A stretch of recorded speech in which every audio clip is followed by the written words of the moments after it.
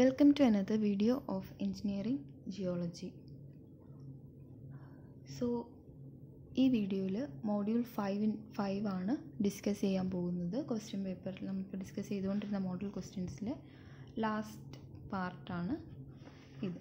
Okay, അപ്പോൾ module 5 ആദ്യത്തെ question 9 മാർക്സിൻ്റെ ക്വസ്റ്റ്യനാണ്. ഫസ്റ്റ് ക്വസ്റ്റ്യൻ എന്ന് പറയുന്നത് enumerate the geological factors to be considered for selecting dam site. Okay, dam site select ചെയ്യുമ്പോൾ നമ്മൾ കൺസിഡർ ചെയ്യേണ്ട ജിയോളജിക്കൽ ഫാക്ടേഴ്സ് എന്തൊക്കെയാണ് എന്നാണ് ക്വസ്റ്റ്യൻ. സോ നമുക്കതെങ്ങനെയാണെന്ന് നോക്കാം. സോ അപ്പോൾ നമ്മൾ ഒബ്ജക്റ്റീവ് എന്ന് പറയുന്നത്, ഒബ്ജക്റ്റീവ്സിൽ ആദ്യം വരുന്നത് എന്താണ്? ടോപ്പോഗ്രഫിക്കലി, അതായത് ടോപ്പോഗ്രഫിക്കലി നമ്മൾ എന്തൊക്കെ നോക്കണം എന്നാണ്. ടോപ്പോഗ്രഫിക്കലി നമ്മൾ നോക്കുന്ന കാര്യങ്ങൾ എന്ന് പറഞ്ഞാൽ അതിൻ്റെ അകത്ത് വരുന്നത് നമ്മൾ സെലക്ട് ചെയ്യുന്നത് സ്യൂട്ടബിൾ സൈറ്റ് ആയിരിക്കണം. അതുപോലെ അതായത് നമ്മുടെ കൺസ്ട്രക്ഷന് വേണ്ടി സ്യൂട്ടബിൾ ആയിട്ടുള്ളൊരു സൈറ്റ് ആയിരിക്കണം. അതുപോലെ കാൽക്കുലേറ്റഡ് വാട്ടർ സ്റ്റോർ ചെയ്യാൻ പറ്റുന്ന കാച്ച്മെൻറ്റ് ഏരിയ നമ്മളെ ഡാമിന് വേണം. അതുപോലെ എന്താണ്, ഫെയിലിയർ വരികയാണെങ്കിൽ പബ്ലിക്കിന് മിനിമം ഡാമേജ് ആയിരിക്കണം ഉണ്ടാകേണ്ടത്. അങ്ങനെ വേണം നമ്മൾ കൺസ്ട്രക്റ്റ് ചെയ്യാനായിട്ട്. അപ്പോൾ നമ്മൾ ടോപ്പോഗ്രഫിക്കലി നോക്കുകയാണെങ്കിൽ ഈ കാര്യങ്ങളായിരിക്കും നമ്മൾ അതിൻ്റെ അകത്ത് ഇൻക്ലൂഡ് ചെയ്തിട്ടുള്ളത്. ഓക്കെ, നെക്സ്റ്റ് നമുക്ക് ടെക്നിക്കലി എങ്ങനെയാണെന്ന് വെച്ചാൽ നമുക്ക് എങ്ങനെയാണ് strong impermeable and stable site ആയിരിക്കും നമുക്ക് ഉണ്ടാവേണ്ടത്. ഓക്കെ, ഇനി കൺസ്ട്രക്ഷൻ വൈസ് ആണെങ്കിൽ മെറ്റീരിയൽസ് എല്ലാം, അതായത് നമ്മൾ ഈ ഡാം കൺസ്ട്രക്ഷന് വേണ്ടി യൂസ് ചെയ്യുന്ന മെറ്റീരിയൽസ് എല്ലാം അവൈലബിൾ ആയിട്ടുള്ള ഒരു സൈറ്റ് ആയിരിക്കണം.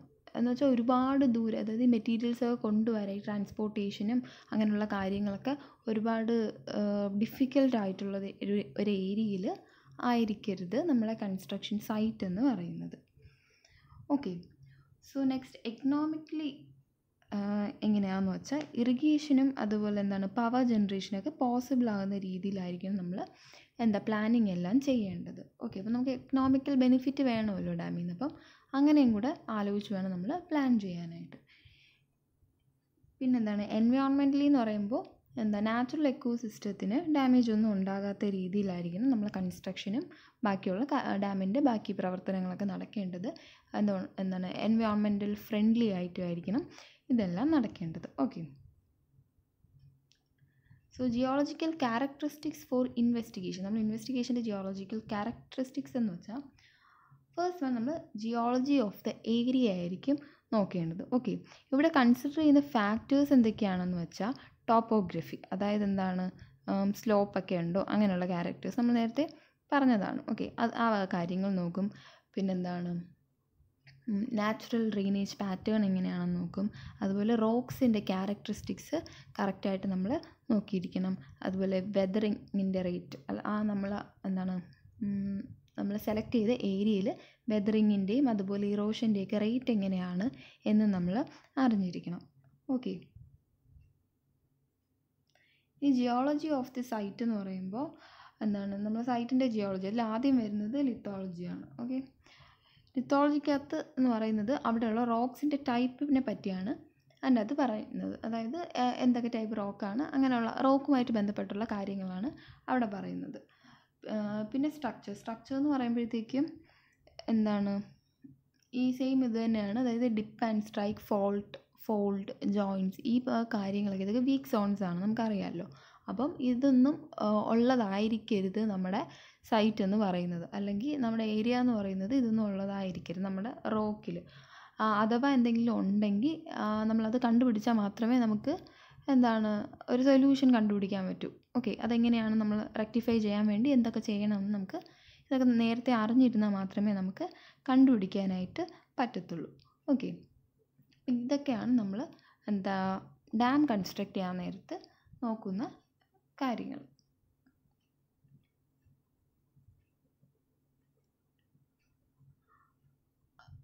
ഓക്കെ, അപ്പോൾ 19 ക്വസ്റ്റ്യനിൽ ബി പാർട്ടായിട്ട് 5 മാർക്സിൻ്റെ ക്വസ്റ്റ്യനാണ്.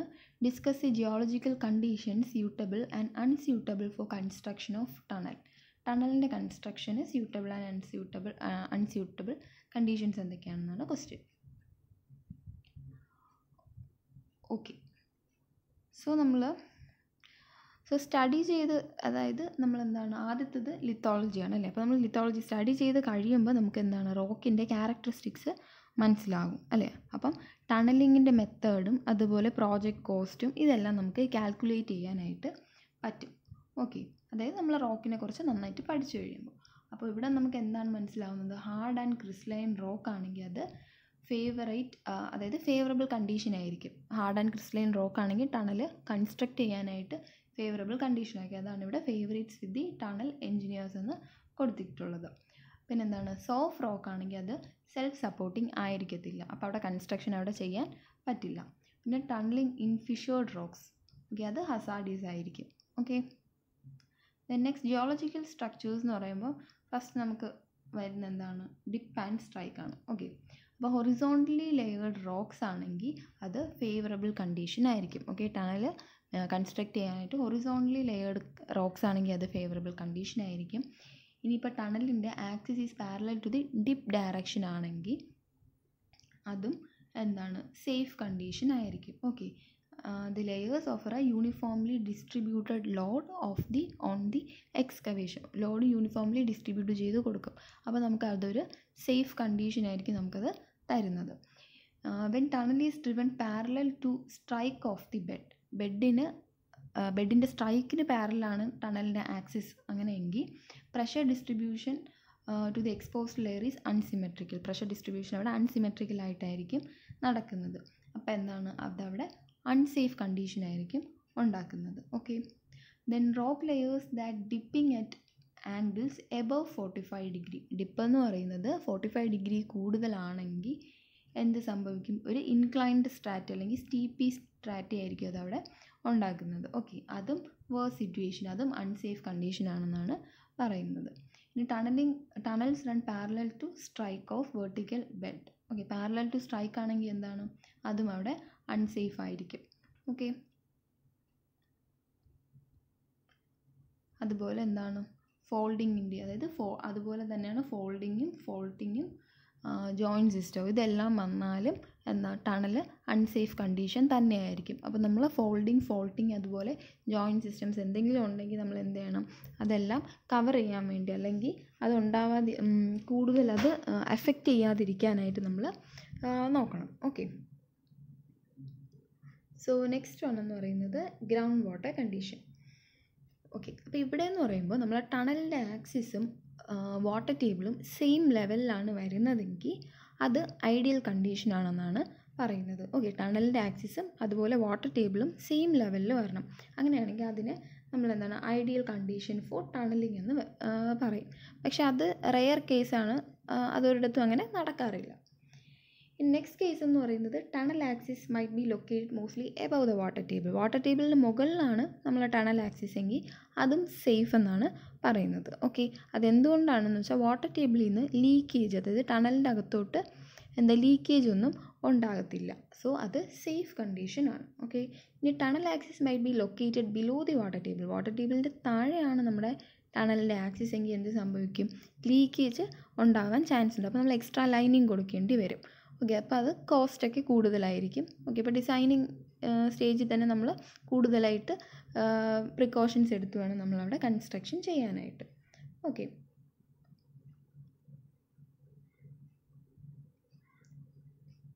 സോ നെക്സ്റ്റ് ക്വസ്റ്റ്യൻ എന്ന് പറയുന്നത് 14 മാർക്സിൻ്റെ ഒരു ഫുൾ ക്വസ്റ്റ്യൻ ആണ്. Distinguish between fold and fault. Give an account on classification of folds with neat diagram. Okay, അപ്പോൾ ആദ്യം നമ്മൾ ഫോൾഡിൻ്റെയും ഫോൾട്ടിൻ്റെയും ഡിസ്റ്റിങ്വിഷ് ചെയ്ത് അതിൻ്റെ ഡിഫറൻസ് എന്താണെന്ന് വെച്ച് എഴുതണം. പോയിൻ്റ് ആയിട്ട് എഴുതാം, അല്ലെങ്കിൽ ഇതുപോലെ ബോക്സ് വരച്ചിട്ടായാലും എഴുതാം. ഞാനിവിടെ ഒരു 4 എണ്ണമാണ് കൊടുത്തിട്ടുള്ളത്, നിങ്ങൾക്ക് അതിൽ കൂടുതൽ വേണമെങ്കിലും ആഡ് ചെയ്യാമെന്നുള്ളതുള്ളൂ. ഓക്കെ, അപ്പോൾ ഫോൾഡിംഗ് എന്ന് പറയുമ്പോഴത്തേക്കും എന്താണ്, ഹൊറിസോണ്ടൽ മൂവ്മെൻറ്റിനെയാണ് നമ്മൾ ഫോൾഡിംഗ് എന്ന് പറയുന്നത്. ഫോൾട്ടിംഗ് ആണെങ്കിലോ വെർട്ടിക്കൽ മൂവ്മെൻറ്റിനെയാണ്, സിംപ്ലി പറയുകയാണെങ്കിൽ നമ്മൾ വെർട്ടിക്കൽ മൂവ്മെൻറ്റിനെയാണ് നമ്മൾ ഫോൾട്ടിംഗ് എന്ന് പറയുന്നത്. ഓക്കെ, ഇനി ഫോൾഡിംഗ് ഉണ്ടാവുന്നത് converging tectonic plates when they move towards each other. Okay, tectonic പ്ലേറ്റ്സിൻ്റെ കൺവേർജൻസ് കാരണമാണ് ഫോൾഡിങ് ഉണ്ടാകുന്നത്. ഓക്കെ, ഫോൾട്ടിംഗ് എന്ന് പറയുമ്പോൾ diverging tectonic plates when they move away from each other. Okay, diverging tectonic plates കാരണമാണ് എന്തുണ്ടാകുന്നത്, ഫോൾട്ടിങ് ഉണ്ടാകുന്നത്.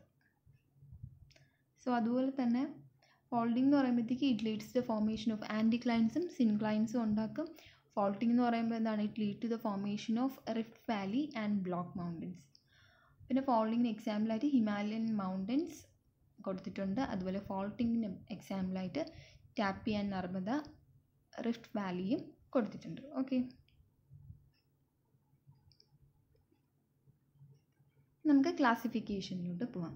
ക്ലാസിഫിക്കേഷൻ എന്ന് പറയുമ്പോൾ മെയിനായിട്ട് നമ്മൾ ഫോൾഡിനെ ബേസിക്കായിട്ട് 2 ടൈപ്പിലാണ് ക്ലാസിഫൈ ചെയ്തിട്ടുള്ളത്. എന്താണ്, ആൻറ്റിക്ലൈൻസ് എന്നും അതുപോലെ സിൻക്ലൈൻസ് എന്നും പറഞ്ഞ് 2 ടൈപ്പാണ് ക്ലാസിഫൈ ചെയ്തിട്ടുള്ളത്. ഓക്കെ, ആൻറ്റിക്ലൈൻസ് എന്ന് പറയുമ്പോൾ കോൺവെക്സ് അപ്വേർഡ്സ്, ഇതുപോലെ കോൺവെക്സ് ഷേപ്പിലായിരിക്കും ആൻറ്റിക്ലൈൻസ് ഉണ്ടാകുന്നത്. ഓക്കെ, അപ്പോൾ ജിയോളജിക്കലി ഓൾഡർ റോക്ക് ആണെങ്കിൽ അത് ഇൻറ്റീരിയർ പോർഷനിലായിരിക്കും ഉണ്ടാകുന്നത്. Okay, then oldest at the കോറിൽ എന്തായിരിക്കും, ഓൾഡസ്റ്റ് ആയിരിക്കും ഉണ്ടാകുന്നത്.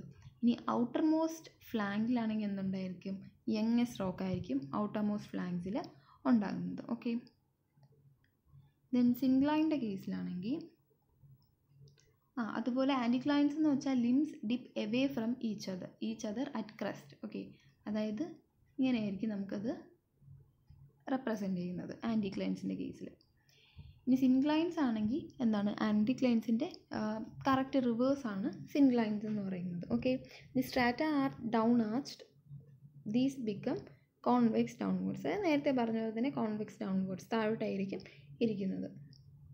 ഇവിടെ geologically younger rock occur at the കോറിലായിരിക്കും എന്താണ്, യങ്ങർ റോക്ക് ഉണ്ടായിരിക്കുന്നത്. ഓക്കെ, അതുപോലെ ഓൾഡർ റോക്ക് എന്ന് പറയുന്നത് ഔട്ടർമോസ്റ്റ് ഫ്ലാങ്കിലായിരിക്കും ഉണ്ടാകുന്നത്. ഇവിടെ limb dip towards a common centre, അതായത് ഒരു കോമൺ സെൻറ്റർ ആണെങ്കിൽ സെൻറ്ററിലോട്ട് ആയിരിക്കും ഡിപ്പ് ചെയ്യുന്നത്. ഓക്കെ, സോ ഇതാണ് ആൻറ്റിക്ലൈൻസിൻ്റെ അതുപോലെ സിൻക്ലൈൻസിൻ്റെയും ഡയഗ്രാം എന്ന് പറയുന്നത്.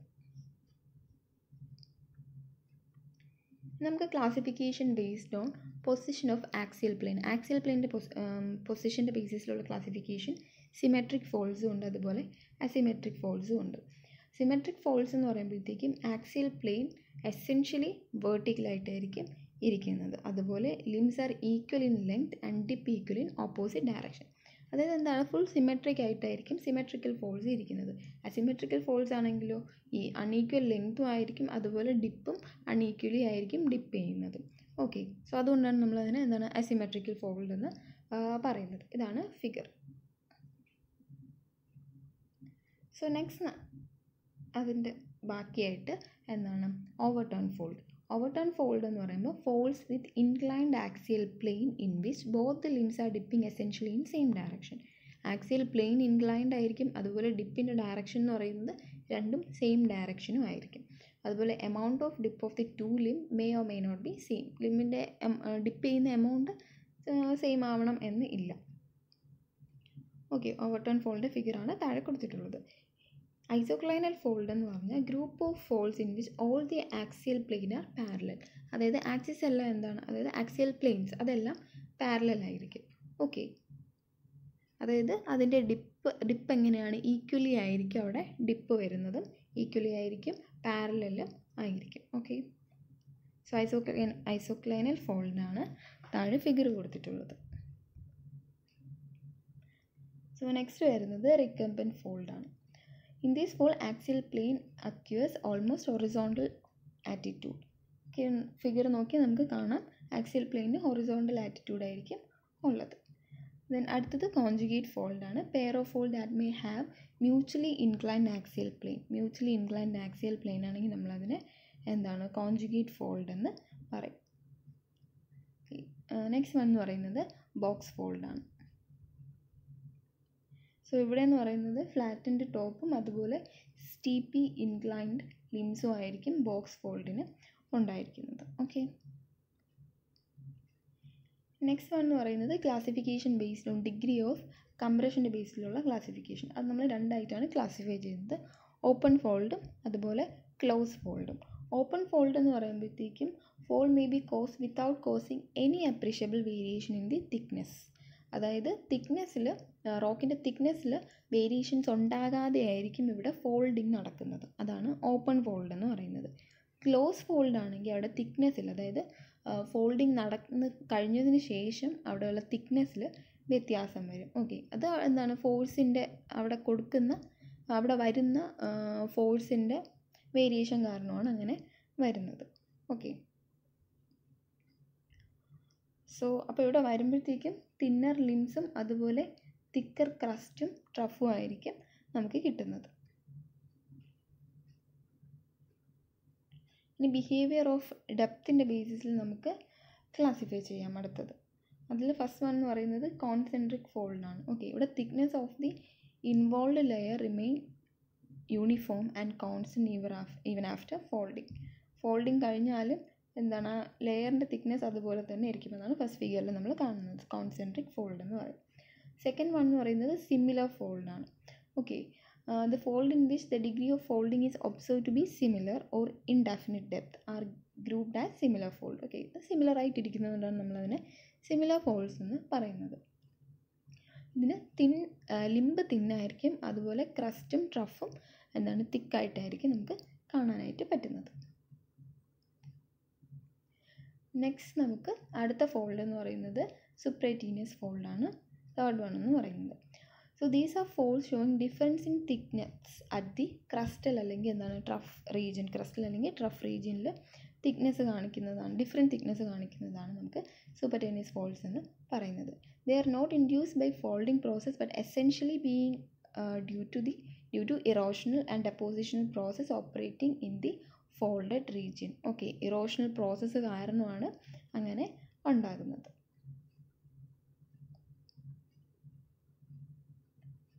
ഇനി റിലേറ്റീവ് കർവേച്ചറിൻ്റെ ബേസിസിലുള്ള ക്ലാസിഫിക്കേഷനാണ്. അതിന് നമ്മൾ class 1 fold, class 2 fold, class 3 fold എന്ന് പറയും. ക്ലാസ് 1 ഫോൾഡിൻ്റെ ഫിഗറാണ് താഴെ കാണിച്ചിട്ടുള്ളത്.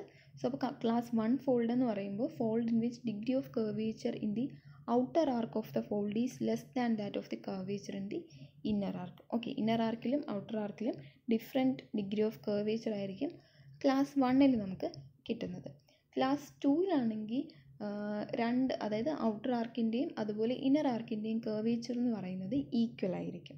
ഓക്കെ, ക്ലാസ് 3 എന്ന് പറയുന്നത് degree of curvature of the outer arc is greater than that of the inner arc. Inner ആർക്കിനേക്കാളും പുറത്ത് ഔട്ടർ ആർക്കിൻ്റെ കർവേച്ചർ എന്ന് പറയുന്നത് കൂടുതലായിരിക്കും. ഓക്കെ, അതാണ് നമുക്ക് ഫിഗർ നോക്കുമ്പോൾ തന്നെ നമുക്കിത് കറക്റ്റായിട്ട് മനസ്സിലാവും. Then classification based on plunge. Plunge എന്ന് പറയുമ്പോഴത്തേക്കും പ്ലഞ്ചിങ് ഫോൾഡും ഉണ്ട്, അതുപോലെ നോൺ പ്ലഞ്ചിങ് ഫോൾഡും ഉണ്ട്. പ്ലഞ്ചിങ് എന്ന് പറയുമ്പോഴത്തേക്കും ഫോൾഡ് ആക്സിസ് ഹൊറിസോണ്ടൽ ആയിരിക്കത്തില്ല, അതിന് നമ്മൾ പ്ലഞ്ചിങ് ഫോൾഡ്സ് എന്ന് പറയും. ഫോൾഡിൻ്റെ ആക്സിസ് ഹൊറിസോണ്ടൽ ആണെങ്കിൽ അതിന് നമ്മൾ നോൺ പ്ലഞ്ചിങ് ഫോൾഡ്സ് എന്ന് പറയും. ഓക്കെ, അതിൻ്റെ ഫിഗറാണ് താഴെ കൊടുത്തിട്ടുള്ളത്. സോ നെക്സ്റ്റ് എന്ന് പറയുന്നത് മിസ്ലേനിയസ് ടൈപ്പാണ്. അതിൻ്റെ അകത്ത് വരുന്നത് ഫസ്റ്റ് വൺ എന്ന് പറയുന്നത് മോണോക്ലിനിക്കാണ്. മോണോക്ലിനിക് എന്ന് പറയുമ്പോൾ in this a single bend or a limited length and attain the horizontal attitude once again. Okay, അതാണ് നമുക്ക് മോണോക്ലൈൻ ഫസ്റ്റ് ഫിഗറിൽ കാണിച്ചിട്ടുള്ളത്. സെക്കൻഡ് ഫിഗർ എന്ന് പറയുന്നത് എന്താണ്, ഹോമോക്ലൈൻ ആണ് സെക്കൻഡ് ടൈപ്പ് എന്ന് പറയുന്നത്. ഹോമോക്ലൈൻ എന്ന് പറയുമ്പോൾ you strata dipping in the same general direction at a uniform ആംഗിളിലായിരിക്കും എന്താണ് ഡിപ്പ് ചെയ്യുന്നത്. Especially when such structure is establish to a limb of a major fold. Okay, അതിനെയാണ് നമ്മൾ ഹോമോക്ലൈൻസ് എന്ന് പറയുന്നത്. ദെൻ ലാസ്റ്റ് വൺ എന്ന് പറയുന്നത് ഡ്രാഗ് ഫോൾഡാണ്. ഡ്രാഗ് ഫോൾഡ് എന്ന് വെച്ചാൽ എന്താണ്, when weaker rock surrounded by a stronger rock a drag effect is suffered by the soft rock. When surrounding stronger rock move apart each other in opposite direction during lateral compression or shearing process. Okay, അപ്പോൾ weaker rocks stronger rocks കൊണ്ട് surrounded ആയിരിക്കും. Okay, അപ്പോൾ lateral compression അല്ലെങ്കിൽ shearing നടക്കുന്ന സമയത്ത് അവിടെ ഒരു dragging effect ഉണ്ടാവും. ഓക്കെ, അങ്ങനെയാണ് അവിടെ ഫോൾഡ് വരുന്നത്. അതിനാണ് നമ്മൾ ഡ്രാഗ് ഫോൾഡ് എന്ന് പറയുന്നത്.